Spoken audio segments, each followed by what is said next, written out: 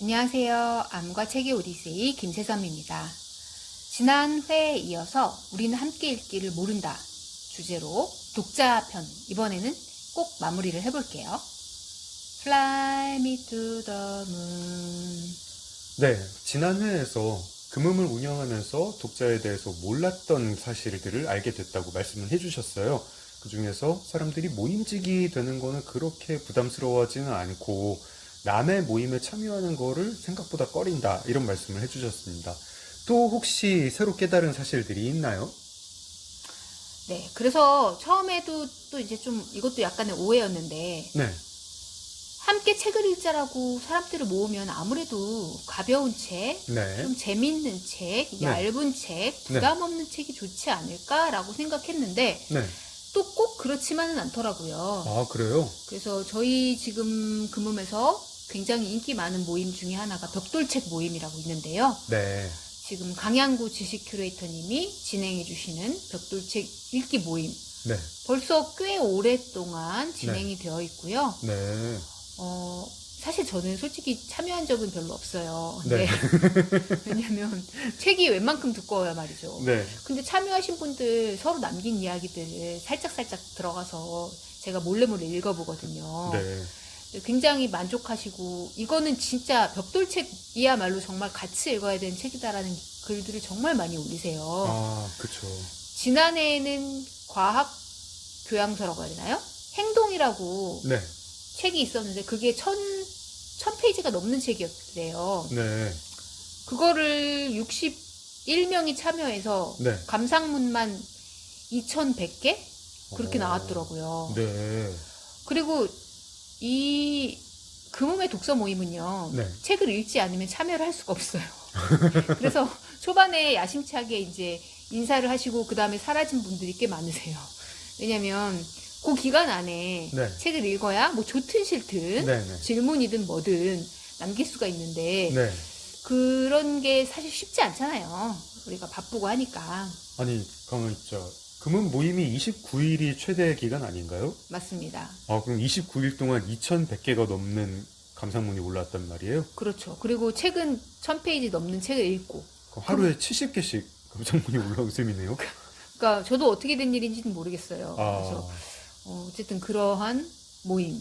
아. 이런 모임 저는 사실 솔직히 금음 외에 다른 데서는 본 적은 없어요. 네. 이런 정도로 활발하게 다른 데서도 뭐 독서 모임 하는 건 알고 있고 기록을 남기는 곳도 있다는 건 아는데 네. 이런 정도의 열띤 사람들의 토론, 이야기, 감상 이런 거는 정말 다른 데서 보지 못했기 때문에 보면서도 저도 괜히 뿌듯하고 그런 거 있잖아요. 아. 좋더라고요. 참여는 안 하지만 그냥 뿌듯하다. 네, 혼자서 뒷짐지고 네.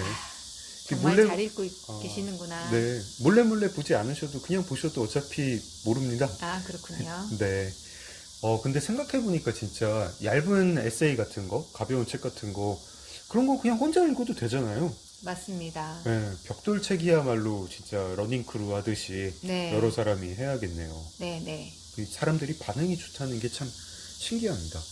그러면은 독서 모임에 참여한 사람들이 가장 좋아하는 이야기는 그런 진지한 벽돌책 어떻게 읽었나 이런 이야기인가요?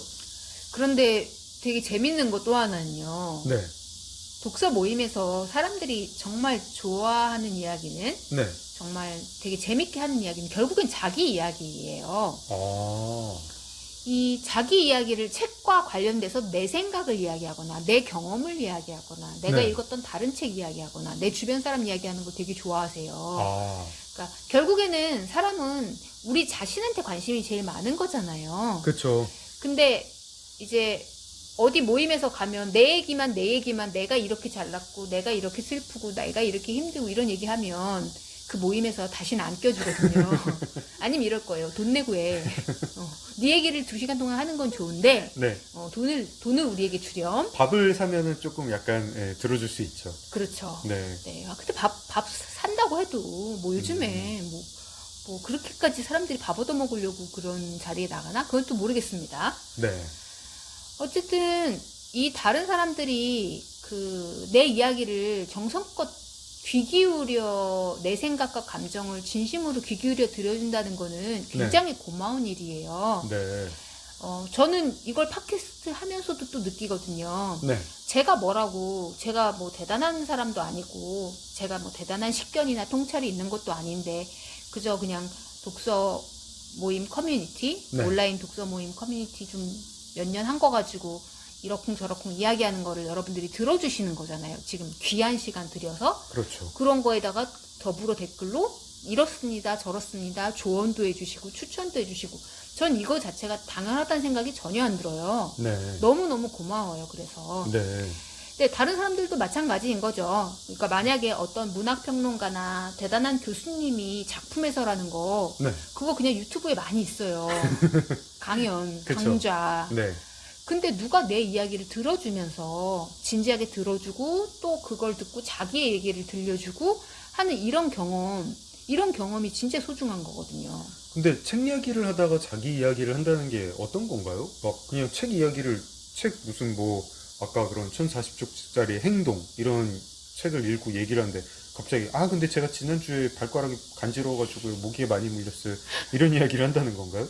아니요, 그건 아니고요. 어쨌든 간에 네. 그 이야기를 한다고 하더라도 네. 그 행동에 나온 어떤 케이스, 어떤 장, 어떤 뭐 그 작가에 대한 이야기든 결국에는 네. 이게 독서 모임이 좋은 게 뭐냐면요. 친구들 모임이나 일반 친목 모임에서는 제가 좀 여러 번 말씀을 드렸습니다만 결국은 이야기가 쳇바퀴처럼 돌다가 다른 사람 이야기로 끝나거든요. 네. 다른 사람 뒷담화로 끝나죠. 근데 독서 모임에서는 네. 신기하게 독서 모임도 막 책에 대해서 얘기만 하는 건 아니에요. 네. 그러다가 종종 곁가지로 빠져나가기도 하고 하는데 네. 그러다가도 다시 책 이야기로 돌아오고 중심을 되게 단단히 잡아주는 효과가 있거든요. 책이라는 게. 그리고 좀 자기 깊은 얘기를 하게 되는 것 같아요.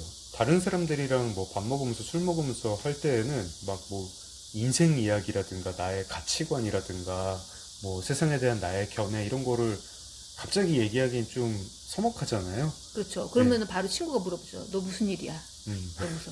너 뭔 일 있었어? 왜 이렇게 심각해? 이렇게 얘기를 나오는데 네.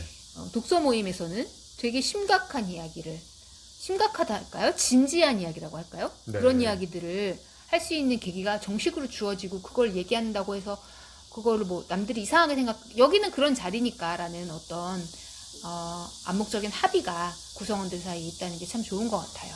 오프라인 모임 기획하실 때에도 그래가지고 꼭 참여자들이 감상 나누게 그런 시간을 준비를 하신다면서요? 네, 결국에는 이제 금은밤이라고 오프라인이기도 하고 온라인이기도 하고 하는데요. 네. 그런 모임을 할 때도 그냥 어떤 이끌이의 일방적인 이야기로만 끝나면 안 되고 네. 그냥 제 스스로가 금은밤에 계속 참여를 하니까요. 네.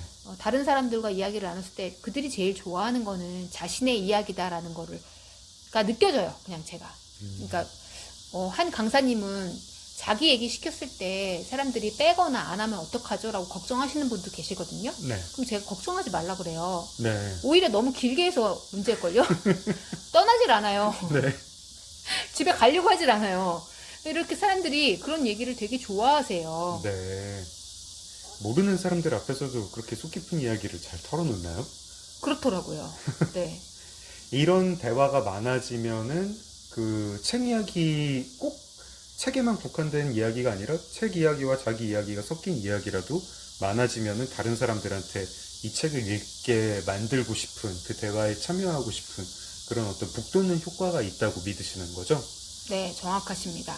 결국에는 우리가 다른 사람을 움직이고 싶을 때 네. 어떻게 움직일 수 있느냐. 네. 책 읽으라고 100번 소리쳐봐야 소용없어요. 책이 얼마나 좋은지는 그도 잘 알고 있어요. 네. 그래서 제가 이제 그 몸을 통해서 생각한 전략은 네.